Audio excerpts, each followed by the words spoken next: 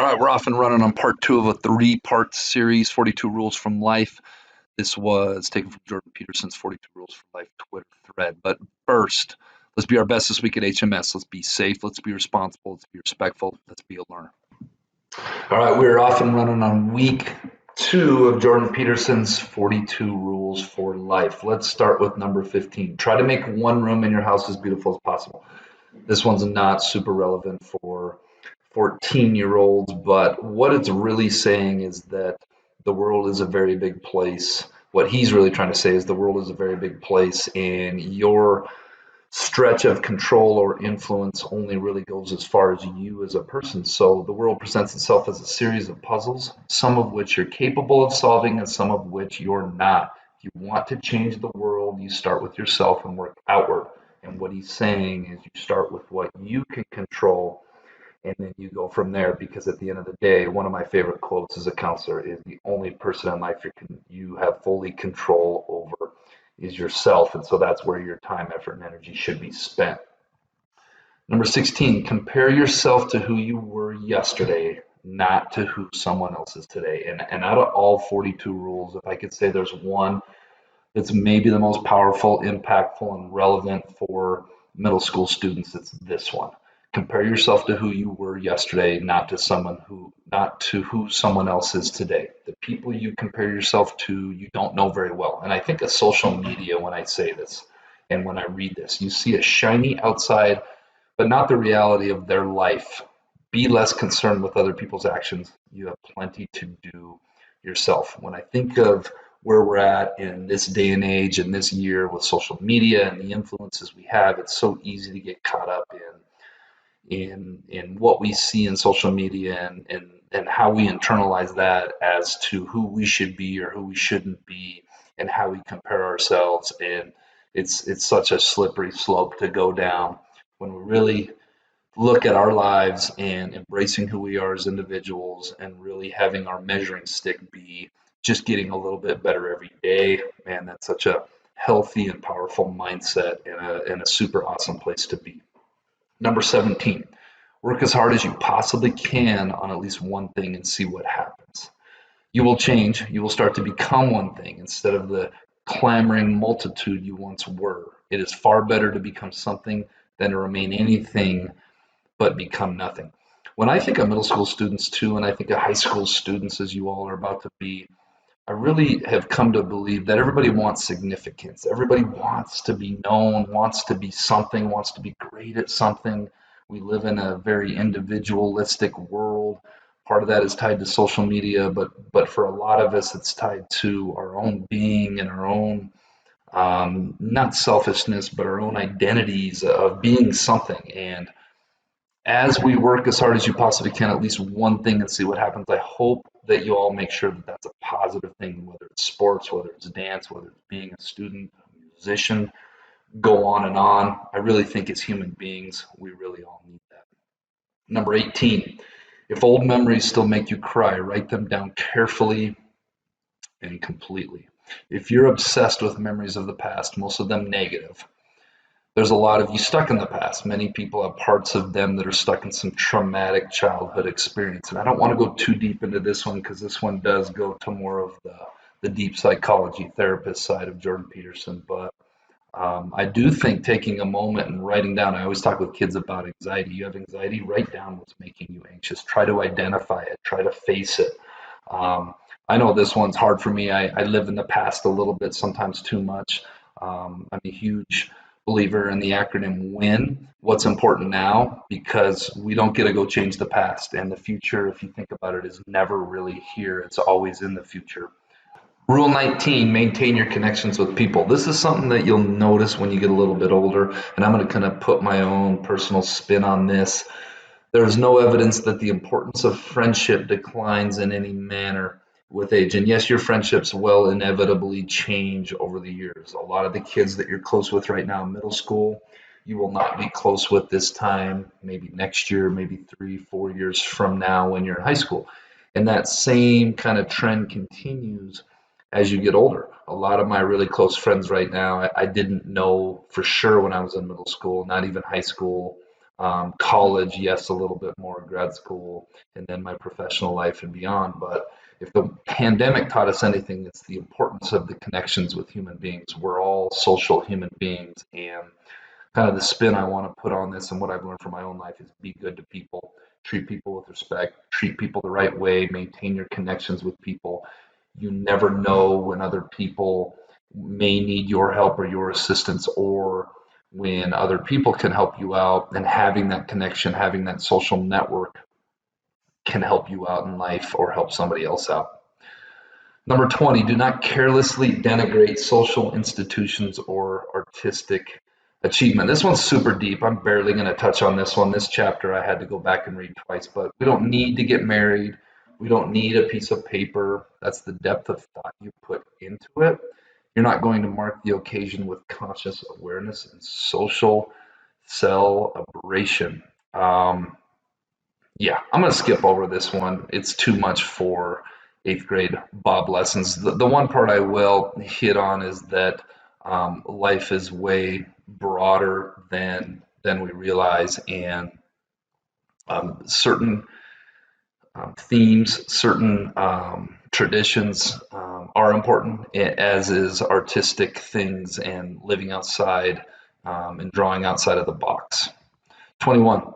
Treat yourself as if you were someone that you were responsible for helping. Man, I love this one. I did a Bob lesson earlier this year, I believe with the eighth graders, called Why Having Self Respect and Having a Healthy Level of Selfishness is Important. This is what this is talking about. You have a vital role to play in the unfolding destiny of the world. Yes, that's true. You should take care of, help, and be good to yourself the same way you take care of, help, and be good to someone you love. Self care, being good to yourself, having high levels of self respect. Another conversation it seems like I have with students all the time is you got to take care of yourself first and foremost, because that is the only person you will ever always have in life. Someday your parents are going to pass away, loved ones will pass away, friends will pass away, friends will come and go in your life, boyfriends, girlfriends will come and go in your life. You got to be good to yourself. You got to take care of yourself, because the person you see in the mirror is the really only person you can ever really count on in life and ever really know is going to be by your side and you're going to have in life. Rule 22. Ask someone to do you a small favor so that he or she can ask you to do one in the future. You don't obsessively keep track of who owes you what, when, and why. And that's kind of hitting on that. That is a horrible relationship skill, keeping score. I've done this for so and so, so they owe me that back. Especially when you're in a romantic relationship someday. That's a sign of degenerating relationships.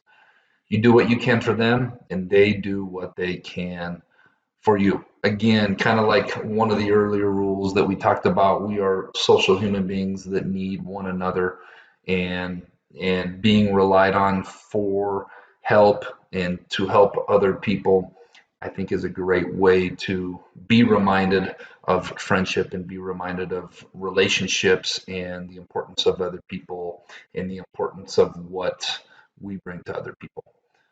Rule number 23, and this one is very, very important. Make friends with people who want the best for you. You have an ethical responsibility to surround yourself with people who have the courage and faith and wisdom to wish you well when you've done something good, and to stop you when you're doing something destructive. If there's one thing I can say for eighth grade students, especially in the spring of their eighth grade year, these next 4, 6 years of your life, hands down, the only person outside of yourself that will have the most influence on you is not your parents, it's not your auntie and uncle, it's not your grandparents, it's probably not even your teachers, it's not going to be your counselors, it's going to be the peer group and the social circle and the friendship circle that you keep.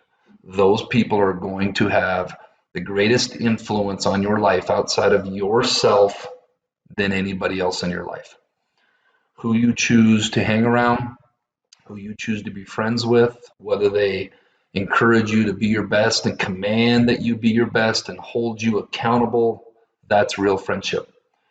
Friends that try to get you off track, that try to persuade you in a direction that you know deep in your heart morally you don't need to be, that is not real friendship. And whether you choose to have the right friends moving forward or the wrong friends, man, powerful influence moving forward. Number 24, do not try to rescue someone who does not want to be rescued. It's a very dangerous activity and it can be easily be counterproductive. The probability that they're going to take you down compared to you elevating them up is very, very high. This one is so real, and I've had this conversation the last couple of weeks with a handful of friends who kind of go into number 23, friends that see their friends not doing the right things, not making the right decisions. All of a sudden, they've grown in a way that maybe isn't congruent with who they are as a person. I talk about empathy and I talk about trying to help other people. But what this rule is saying, and what is very, very true, is that if that person doesn't really want your help, if that person doesn't want your positive influence, you got to be very careful, because by engaging with them sometimes it can indeed bring you down. The antithesis of that is number 25, and be very careful about rescuing someone who does. I don't necessarily agree that much with this one. I think we need to be empathetic, caring, helpful human beings and friends, but at the same time, we have to hold boundaries and we have to be very real with ourselves of if we end up losing ourselves or we end up expending more energy and time and effort than we have, and then it comes at a personal cost, we also have to be mindful and careful of that. Number 26, I love this one. Nothing well done is insignificant. I think if you're going to do anything in life, do it to the best of your ability. To do something half effort or half-hearted, man, that is just not who I am as a person. That's not anything that I believe in. Sometimes you end up in those situations where you don't really believe in what you're doing and you got to kind of fake it till you make it, or you got to get through it. If there's anything, especially when it comes to career stuff, that I really hope for each and every one of you, it's that you choose something that you fully believe in, that you believe deep in your heart, deep in your being, doing, and that's kind of what this rule speaks to. If you're going to do anything in life, do it to the best of your ability. Number 27, and this one's similar to one we talked about earlier this lesson. Set your house in perfect order before you criticize the world. The world is harsh, and this is true. Should you criticize it? Not until you put yourself together. You have to bring everything you can to bear on your problems before you have any right to stand in judgment about being itself. And to me, how I interpret this and how I interpreted this chapter in his book is very similar to one of the first lessons we talked about. Before you start pointing fingers um, and calling the kettle black, or throwing rocks if you live in a glass house, look inward, look in the mirror, take care of the things that you have control over, and not until you're a perfect human being should we be super critical of others. And we're all infallible human beings, and so what this rule is really saying is that we never really get there. We're never perfect in our own lives and our own being. Therefore, we should be very careful who of others we're criticizing. Number 28, and the last one for this week, is dress like the person you want to be. One of my best friends from college, his name was Rashi Marbury. Learned a lot in life from him. He was very different from me. Grew up in Birmingham, Alabama. Played college basketball with him. He was about 4 years older than me, and I'll never forget when he said, one of his quotes was, "Represent yourself to the fullest. Know that every day you step out into the world, you are marketing yourself. You're putting yourself out there for others to judge, and you're putting yourself out there in representing who you are, who you want to be. Don't be afraid to step your level up.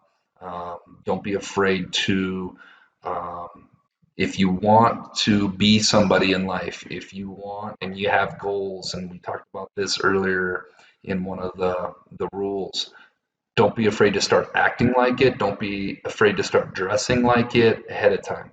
I think the law of attraction, in terms of what you really believe in your head and what you put out there into the world, is such a very powerful thing.